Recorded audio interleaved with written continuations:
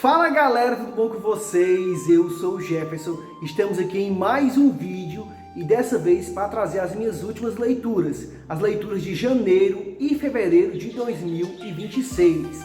Estou trazendo aqui também algumas novidades, eu criei alguns quadros novos para poder ser inserido aqui durante o vídeo, para tornar tudo mais dinâmico, tudo mais divertido e trazer algo até um pouco autoral, diferente do que a gente vê aí a galera fazendo no YouTube. E galera, antes de mostrar a vocês as minhas últimas leituras, eu gostaria de pedir para você deixar o like, que fortalece e ajuda demais o canal, e também pedir para você se inscrever no canal para a gente conseguir bater a meta de 100 inscritos até o final de maio. Não sei se é possível, mas com a sua ajuda eu sei que vai dar certo.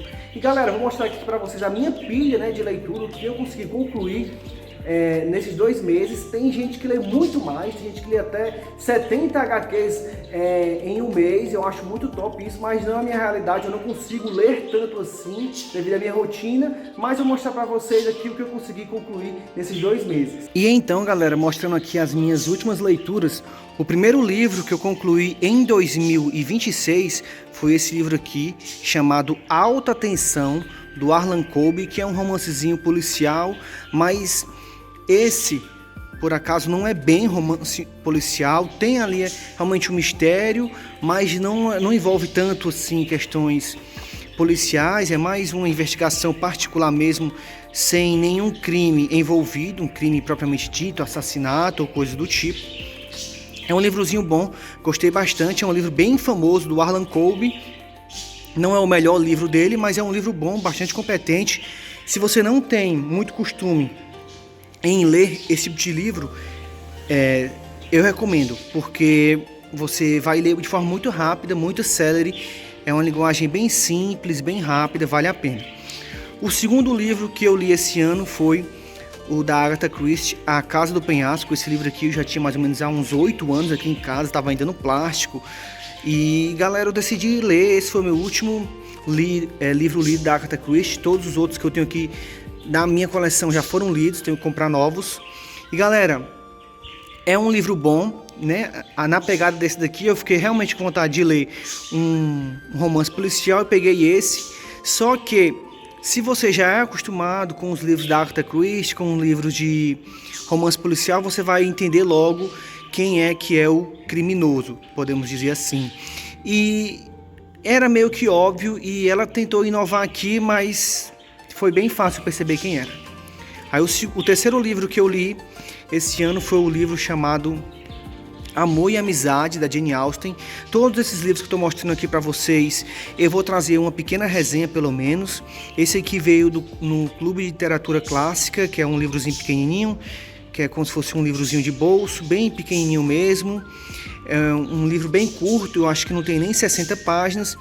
E pelo que diz, né, no livro, é a primeira história criada pela Jane Austen. E é incrível como ela evoluiu bastante na escrita dela. Mas esse livro aqui eu não gostei muito, embora seja um livro de fácil leitura, um livro curto.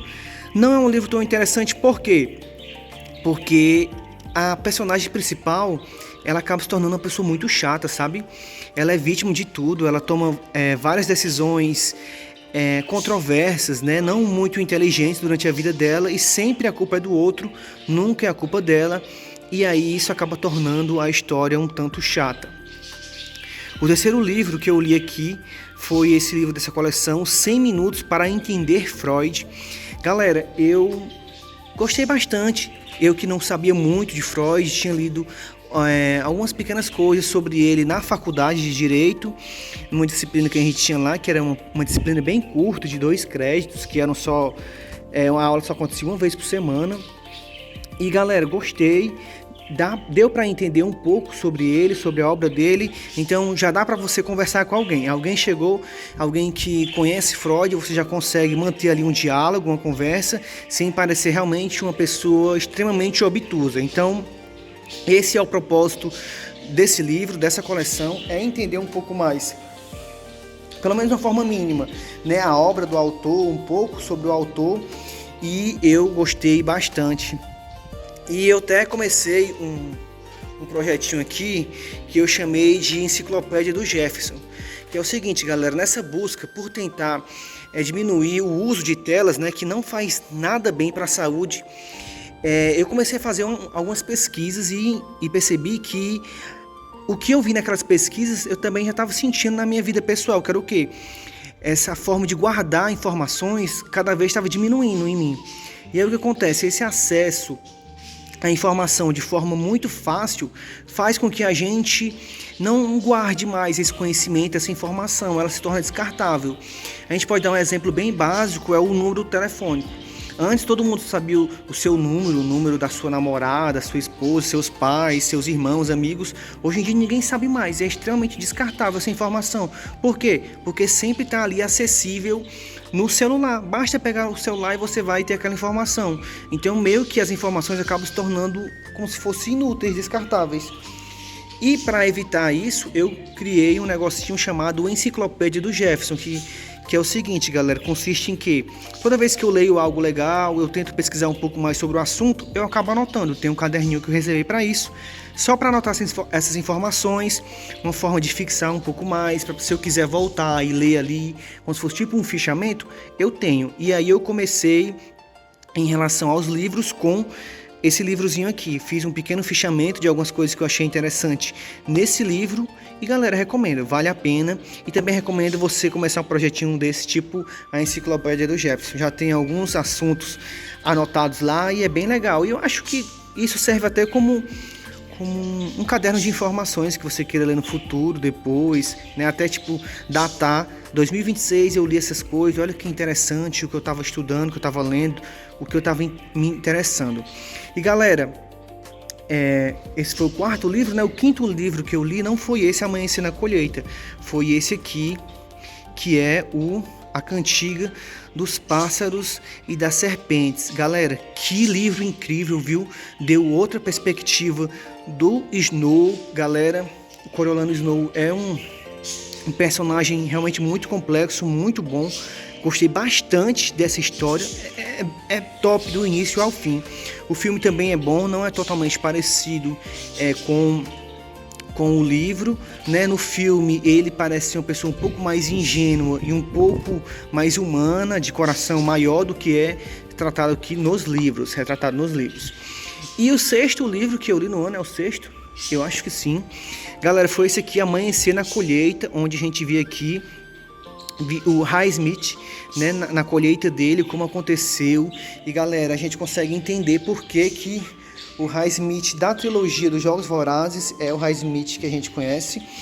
Um livro muito bom também, eu acabei lendo ainda mais rápido do que A Cantiga dos Pássaros e das Serpentes, por ser um livro menor, né? Um pouquinho menor, mas eu gostei mais da Cantiga dos Pássaros e das Serpentes. E o interessante é que aparece aqui o Snow, né? E o Snow daqui está muito mais parecido com o Snow da trilogia dos Jogos Vorazes do que o Snow da Cantiga dos Pássaros e das Serpentes, que é um personagem totalmente diferente.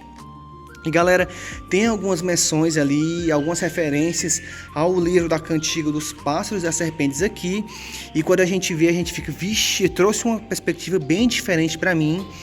E que eu acho que vai render um outro livro, se a Suzanne Collins quiser, sobre a vida do Snow. E galera, o último livro que eu li em fevereiro foi A Guerra dos Mundos, galera, um livro bem interessante. Essa capa aqui tá lindíssima. Eu sempre elogio a editora Pandorga, que faz um trabalho editorial muito top, galera. Olha esse trabalho gráfico aqui, tá muito lindo. E galera, olha que a diagramação top e ainda traz umas informações, umas curiosidades bem interessantes aqui no final do livro, como no dia que a história foi lida num telejornal, né, na rádio, e causou pânico total na cidade de Nova York, muito interessante. E galera, sempre vem com brindes. Esse livro aqui eu comprei em um box, depois eu vou mostrar pra vocês esse box, igual eu mostrei no primeiro vídeo do canal, que foi o vídeo do Conan, da mesma editora. Vem com também aqui, ó, é um post, galera, muito top mesmo. E por fim, galera, de HQ, né, mangá, eu li apenas 2 volumes. Infelizmente li pouquíssimo, porque acabei focando mais na leitura de livros, que foi o que? Eu li o primeiro volume do Yu Yu Hakusho, da JBC, galera. Muito bom, muito top. E li o segundo também. E galera, comentando um pouquinho de forma bem rápida e bem breve, o que acontece? Esse primeiro volume aqui a gente vê ainda uns traços bem assim, como é que eu posso dizer? Não vou dizer amadores, mas não são maduros, sabe? O desenhista, ele acaba, o criador, esqueci o nome dele, ele acaba evoluindo bastante no desenho ao longo das páginas. E galera, comecei a ler aqui o segundo, e o segundo tá me parecendo, na verdade, um verdadeiro filler.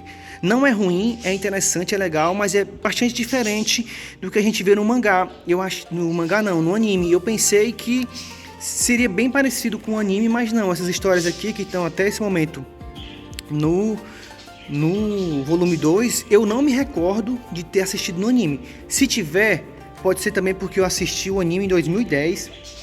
Nisso já tem 16 anos, né? E aí a gente pode até estar esquecendo algumas coisas, mas eu não me recordo de forma alguma disso aqui. Mas galera, essas foram minhas leituras de 2026 até o momento. E galera, antes de encerrar o vídeo, eu gostaria de incluir aqui um dos quadros que eu acabei criando aqui para poder deixar um vídeo um pouco mais diferente, né? Inovar, mesmo que seja algo pouco. E nesse vídeo eu vou colocar apenas esse, que é o momento Conheça o Meu Livro. Galera, eu publiquei uma pequena história na Amazon chamada A Grande Batalha dos Palhaços, e essa história está disponível de forma gratuita. Basta você chegar lá e baixar a amostra. Se você tiver o Kindle Unlimited, você pode ler de forma completa. É uma história bem curta, de 15 páginas.